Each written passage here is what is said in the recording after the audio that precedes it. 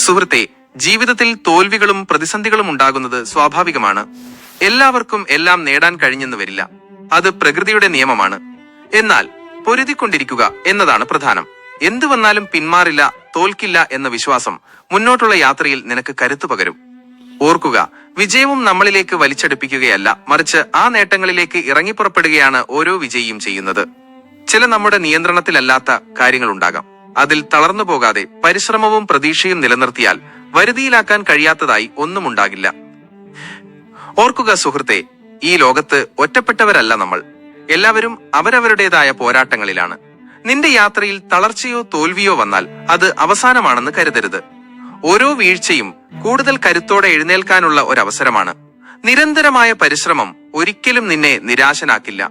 ഒരുപക്ഷെ ലക്ഷ്യം നേടാൻ കഴിഞ്ഞില്ലെങ്കിലും ആ യാത്രയിൽ നീ ആർജിച്ച കഴിവുകളും പാഠങ്ങളും നിന്നെ മറ്റൊരു വിജയിയാക്കി മാറ്റും. അതുകൊണ്ട് ആത്മവിശ്വാസത്തോടെ മുന്നോട്ടു പോകുക. നേട്ടങ്ങൾ നിനക്ക് വേണ്ടി കാത്തിരിക്കുന്നുണ്ട്.